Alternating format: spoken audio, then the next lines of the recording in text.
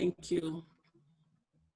So you are here because we all agree that we have to do something in our country to create a new narrative for the ways in which we operate with each other and for the ways in which we carry out the duties of having people be kept safely. And we have to figure out a new way to be together as human beings and as God-loved children on this earth. We are at a point where we cannot any longer talk about reforming law enforcement and policing. We need to talk about reimagining it. We need to redefine things, and we need to reimagine, and we especially need to reimagine how we plan to be human beings together in this country. I think that we have just gotten to the end of some of the behaviors that we've got, and we only have a choice now to change. And so part of the reason why the Center for Racial Healing, which is located here in Atlanta, is taking upon itself to do this initiative on reimagining policing, and hopefully the entire Episcopal Church will join in this initiative, is because it's not good enough for us to put a few Band-Aids on the sores we've got so that in 5 or 6 years we can be right back in the same place. We do not need to get back into this place. So today you have been invited to come with us, come and be with us, and dream about what you would like to see in terms of the way we go about doing public safety and law enforcement in the United States. And this is not a session to spend time naming the problem. We got a pretty good sense about that. What we're doing today is talking about, eventually we'll invite you into this conversation to talk about, if you had unlimited resources and unlimited authority, what kind of system would you create? How would you use your creativity, your imagination to do something different, something that could actually end up in our police officers and our citizens all going home safely at night, no matter what happens during the day? We have invited some young people to help us with this, because we believe that we need to have many voices, and in the Center for Racial Healing is committed to intergenerational work, because we know good and well that whatever we older folks are concerned about, the younger people are concerned, and we have to learn how to talk about those concerns together. So today we have a panel that's going to talk a little bit to you, and then we're going to invite you into some small group chats so you can chat a bit with each other. And then we're going to come back and talk a little bit about the results of that, and then have some time for questions and responses after that. This is the first of 3 workshops that or seminars or meetings, whatever you want to call it, all of us here on the screen together. This is the first of 3, so we hope you will come back for others as well. In addition to these 3, following these 3, we will have all of the bishops from Province 4 on talking about how they reimagine policing. I believe that we, people of faith, have to stand up to be counted right now in ways that we haven't done before. And I believe, since the bishops are the chief pastors in the Episcopal Church anyway, that they need to take some lead in standing up to tell us where we're going and what they are imagining. So our panelists today, and the first speaker will be Elliot Watts, who's a young attorney here in Atlanta and social justice activist who's involved with the center. Our second speaker will be Mbanjai, who's an entrepreneur, and we'll talk at some point, perhaps not today, but next week, about some of the things, something that he's invented. He is an activist from the bottom of his heart, and I know that well because he's my son. The third speaker is a young man too, who I can't believe he worked for 20 years as a police officer, because he still looks so young. And Jeff, I forgot your rank, so I can't say what that was, but Jeff Jackman, who is a retired active duty police officer who now teaches and is a full-time dad who stays at home to manage a 5-year-old and an 8-year-old, which is probably the toughest job he's had since he's been working. And we're so glad to welcome you to this. And then the final speaker for the panel is Kyla Taylor, who just graduated from Clark Atlanta University with a political science degree and is on her way to Georgetown to grad school this fall. And you see we have this, everybody's young here, but there's a range in the youngness too. And so we need to hear many voices. So we're gonna get right with it and start with you, Elliot. Sure, thank you to Dr. Meeks, to the center, and to all those watching. I'm Elliot Watts, an attorney based in Atlanta. My wife, Jackie, our daughter, Margot, and I are proud members of St. Luke's in Atlanta. As Dr. Meeks mentioned, my remarks will center on policing's history, focusing in large part on two pivotal eras, pre-colonial America and about 40 years ago. This is meant to help us better contextualize the tragic deaths of Breonna Taylor, George Floyd, Rayshard Brooks, and other Black men, women, and children at the hands of police officers. We must view this policing question as part of our country's greater prison industrial complex, and to recount the challenge in Hebrews 13, to remember those who are in prison as though you were in prison with them, and to remember those who are being tortured as though you yourselves were being tortured. The term police was first used in the 16th century. In 16th century Europe, the term signified civil organization and civilization, and in the 16th century would go on to be synonymous with civil administration and public order. Policing, as we commonly understand it now, first appeared in the United States in 1636 and 1658 in Boston and New York, respectively. And so the American Policing Project began. These police forces were assembled and used by business owners to quell labor uprisings. In that day, child labor was legal. There were no 40-hour work weeks, no vacations, and no practical recourse for the employees to use against their employer for mistreatment. The labor uprisings may have been the only way for employees to have their voices heard, and the police were hired and organized to silence those voices. America created the idea of patrolling when, in 1704, slave owners in the Carolinas hired and organized slave patrols to look for and capture escaped slaves. Patrolling allowed for these slave patrols to insert themselves into people's daily lives with the goal of preventing crime through surveillance and observation. Some slave catchers even captured free Blacks in the North and sold them into slavery in the South. Slave catching was merely an extension of the white supremacist institution of slaveholding. For both the Northeastern police hired to stop unruly workers and the Southern slave patrols, their task was to protect the property interests of business owners, both for the production of capital and for the re-enslavement of human beings who were the slave owners' capital. These police officers were not designed to solve murder mysteries. Two chief remnants of these eras remain. The police are viewed almost universally as being essential to a functioning society, and the police seek to enforce order, specifically enforcing that order against the poor and against historically oppressed minorities, including African Americans, Latinx peoples, and Native Americans.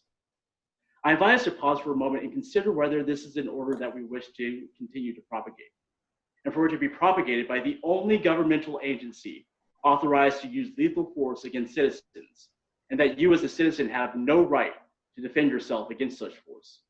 And if so, at what cost? Police budgets have nearly tripled since 1977, now costing over $110 billion nationwide.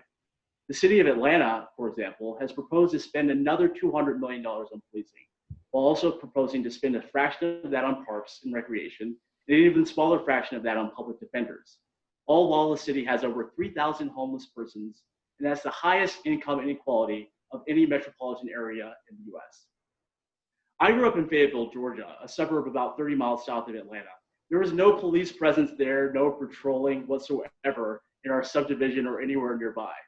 I understand that my sister and my experience growing up was very different from many Black families. Both my parents graduated from college and had good jobs. My sister went on to graduate from Georgia Tech and then the University of Georgia.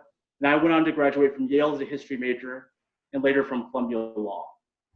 I had not ever lived in an overpoliced neighborhood until my wife and I moved near Atlanta Central Park in a house near a number of public housing units. A police car passes by every hour, every single day, and a car is often parked outside some of the public housing, amounting to 24/7 surveillance. And again, in suburbia, I did not once see a cop car in your neighborhood. We have to look at the real facts that surround the issues of policing. The median wealth of unemployed whites is higher than blacks who work full-time. Whites who dropped out of high school have greater wealth than blacks with a college degree. And the typical black family has about $17,000 in wealth, including home equity, while the typical white family has $170,000 in wealth, including home equity.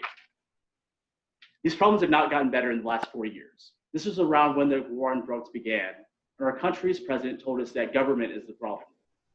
We began then to see an evisceration of social services that accelerated in the 1990s, including laws that shifted funds from projects that supported the poor to punitive measures. In the 1994 crime bill that took our country's mass incarceration and turned it into hyper-mass incarceration, in part by its mandating life sentences for individuals with 3 or more felony convictions, that is 3 strikes and you're out, and in some increasing our prison population to the point where today 2.3 million people are in prison or in jail, and another 5 million plus are on probation or parole. That combined figure of over 7 million persons, many of whom are unable to vote in elections, mind you, because of their felony history, would be a larger population than the populations of Iowa, Nevada, and Vermont combined. Michelle Alexander discusses this issue in her book, The New Jim Crow. Also, the documentary film, 13th, is a good introduction to these issues in greater depth than the time we have here. The major point is, do we wish to continue to live in what Michelle Alexander referred to as a racial caste system? And with that, the continuation of state-sponsored racialized violence. Is that the order that we wish to maintain and promote? With policing, there's also been a history of policing reform, though there has not been a golden age of policing. We have previously invested in expensive projects that evidence shows have little to no meaningful effect.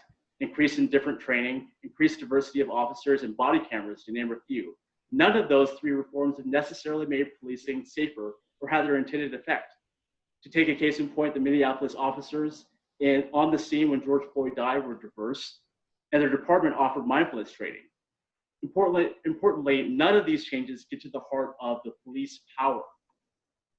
We can invest in projects that have worked to decrease crime, including violence interruption programs, which allow for street outreach workers to mediate conflicts and prevent retaliatory violence for those at risk. Stopping ticketing and arresting for low-level offenses and quality of life offenses, such as vagrancy and loitering, would also decrease the crime rate. We as citizens should feel confident in wanting our tax dollars to be spent in ways that benefit our communities. Even though communities may want police, they also want and have seen cut education and social services. To close, will we, to quote Dr. King, be more devoted to order than to justice, and prefer a negative peace, which is the absence of tension, to a positive peace, which is the presence of justice? Our understanding now of policing's history should motivate us to choose justice. Thanks.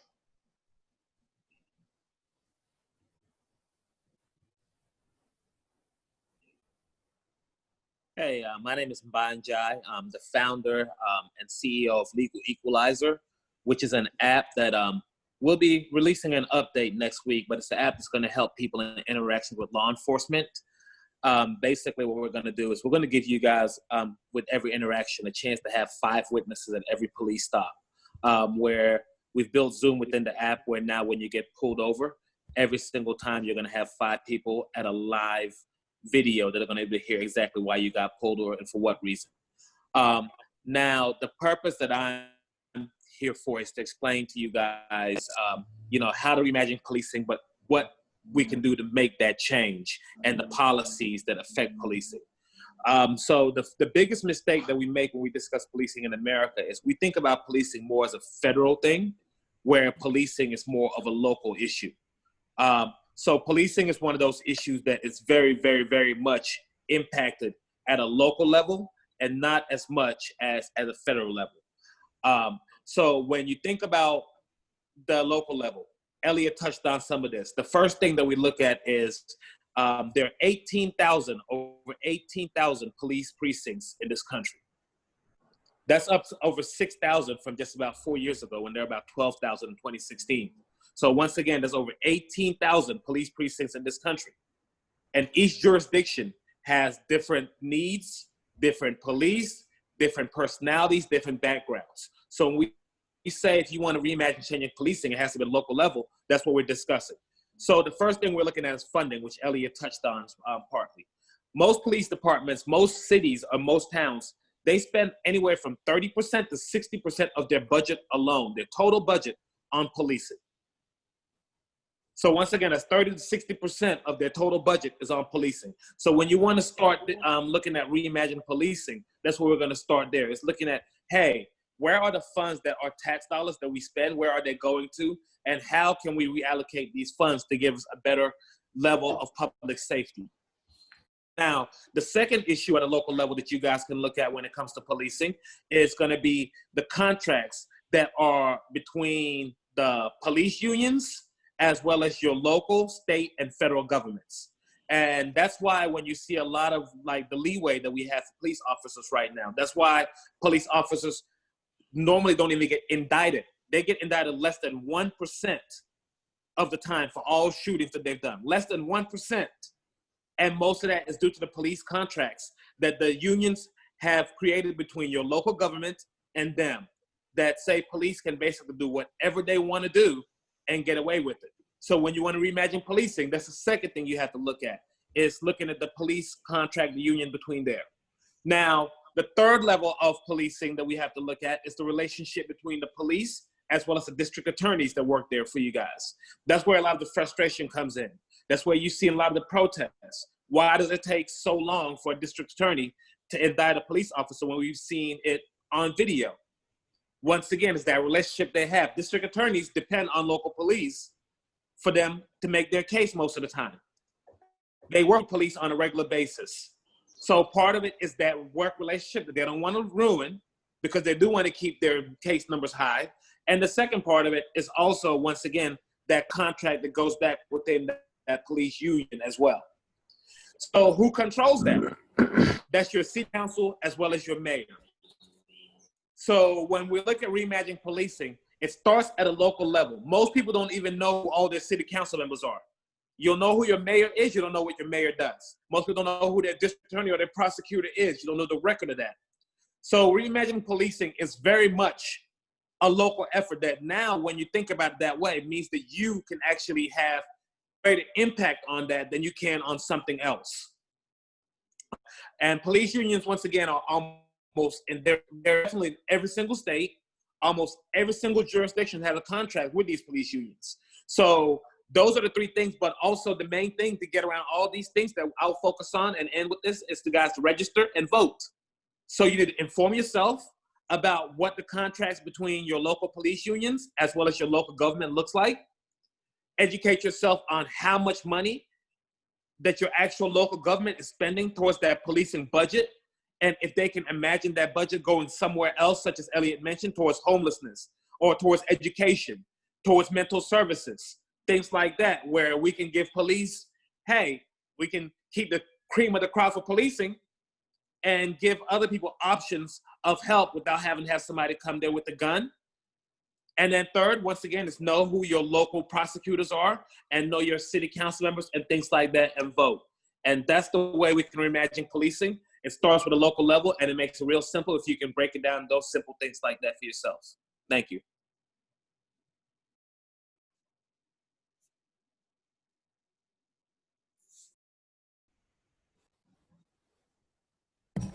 Catherine, you're muted right now.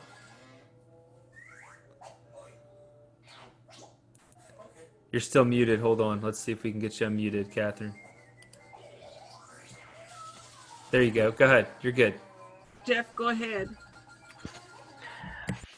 Hey everybody, my name is Jeff Jackman. Been involved with law enforcement for 20 years now, as Dr. Meeks pointed out. She says I'm young, but I don't generally feel that way. I started my police career up in the state of Vermont. I grew up in New England and graduated the police academy in Vermont in 2000. Moved down to Atlanta in 2003 and got on with a large metro agency down there and was there for 12 and a half years. During that time, 4 years of that, I was a homicide detective, and my last 5 years with that department, I was an instructor in the training section of that department. I still teach, as Dr. Meek said, part-time at a local state-approved police academy that's embedded in a college program. And I work as a international instructor trainer for a large law enforcement supply company. So with that, coming at this problem from the police side, I definitely feel, and you know, my background as an instructor here plays a big part, that training plays a very large part in this. And I think Mbai hits the nail on the head when he says it's got to be a local thing, because of all the local nuances in laws and policies. You start talking about police unions and stuff like that. The department that I worked for, especially in Georgia, is not a union state. It's a right to work state, so we were not allowed to unionize. But with that comes a lack of teeth in trying to fight for stuff for the officers. So when it comes to training, I think that there's a very large mindset with the police right now, that they train police officers to be warriors, because you have to go out there and you're dealing with the worst of the worst at all times. And that mindset gets very ingrained. And today I actually listened to a podcast from the Wall Street Journal about how Camden, New Jersey transformed their police department back here about 10 years ago. And it was very interesting that I picked up on the chief that handled the transformation. He said one of his main missions was to get away from the warrior mindset and get more into the guardian mindset for police officers. And I think that that is a perfect way to view this. You know, taking the problem to the local community, putting officers on the street. And this is what that chief said, you know, in Camden, New Jersey. He put officers on the street and he said, I don't want you to write tickets. I don't want you to make arrests. I don't want you to issue citations. Unless it is a violent crime committed in your presence, I want you getting out there to know the community. And they turned that city around. I think he quoted at one point, their violent crime rate was worse than the country of Honduras, which at that point had the worst violent crime rate in the world. And Camden, New Jersey was worse than that. They were solving 16% of their homicides, and they've moved within 2 or 3 years to solving over 60%, because the community involvement was so good, and the police went from feared to cooperative with the community, and the community wasn't afraid to come forward and talk to the police department. I think that's huge. Getting the police into the community and having some emotional investment in the community, recognizing people as people and not just bad guys that we police. I think that is enormous. Really going back to the community-based policing aspect. And I think that that is what is going to change how policing works in the United States. Right now, we have a lot of police officers just, you know, you're riding around in the car, you're not viewed as the police officer as a person, you're viewed as this entity of the police car, the badge, the gun. And I think that if we can put a face to the badge and also put a face to the community for the people behind the badge, I think that that is going to be instrumental. I also think that we need to start policing smarter and not harder.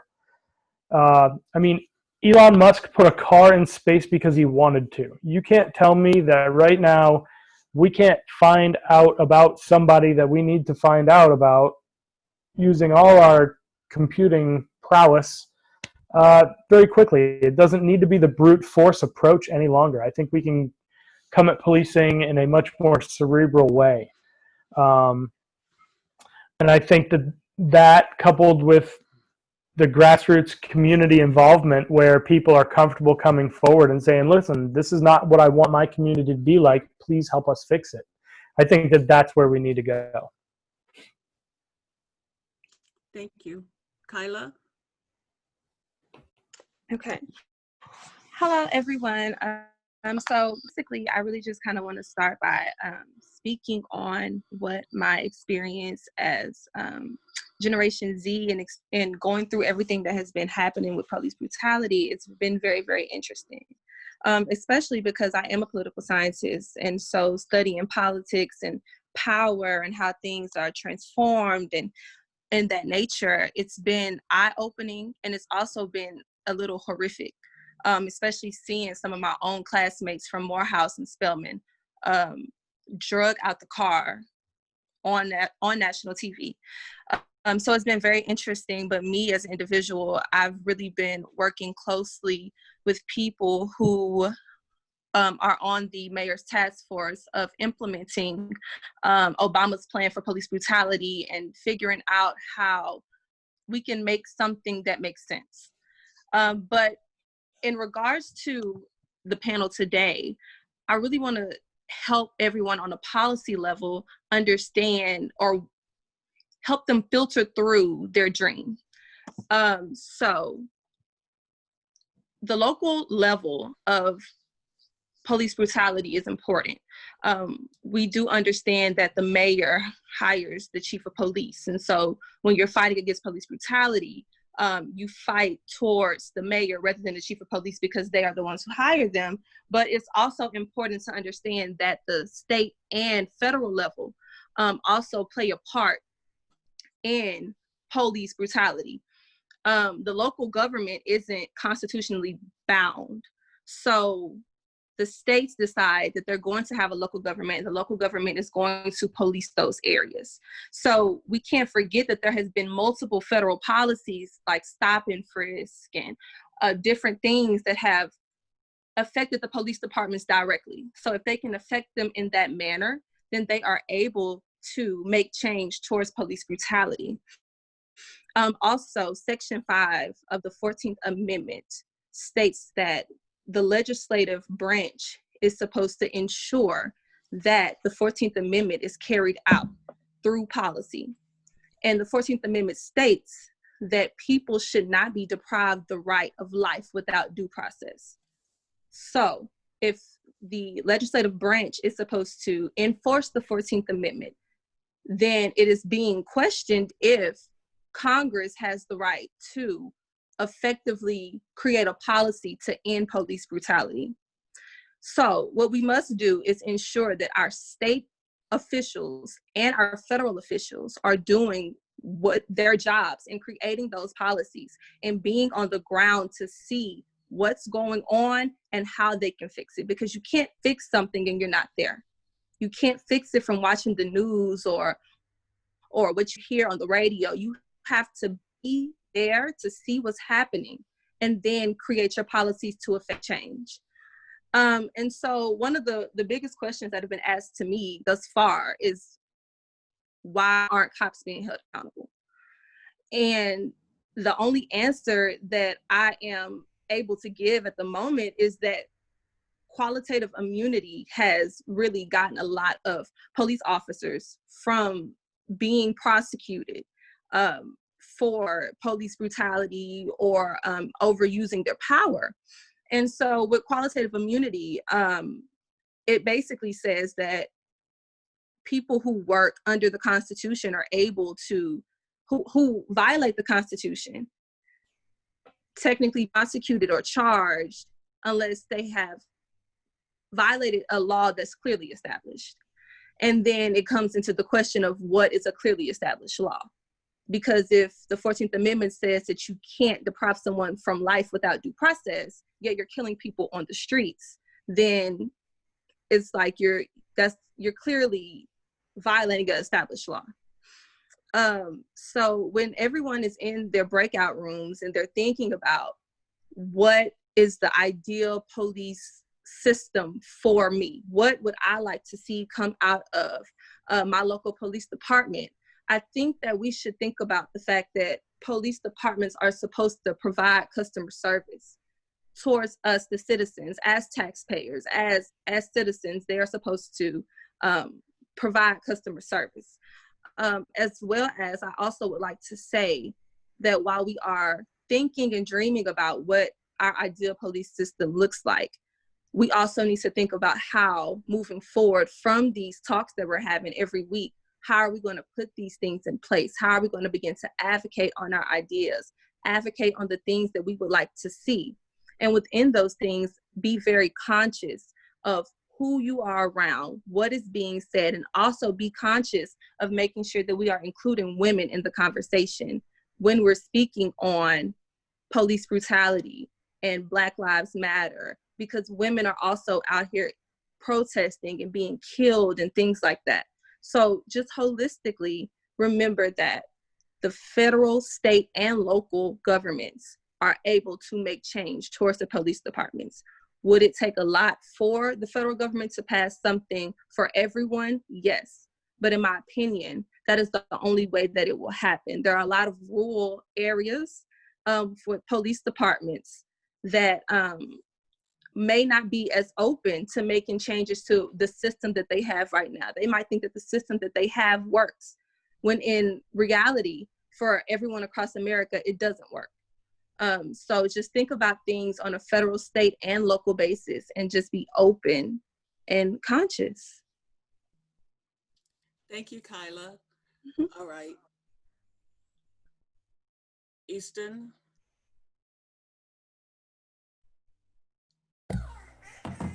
Catherine, sorry, were you asking something from me? Well, I think Kyla's done, so we need to get folks into the spaces where they can talk a bit. And I would just say quickly that we're asking you to dream big and be creative and imaginative, and don't talk yourself out of thinking of ways to go forward that haven't been done before.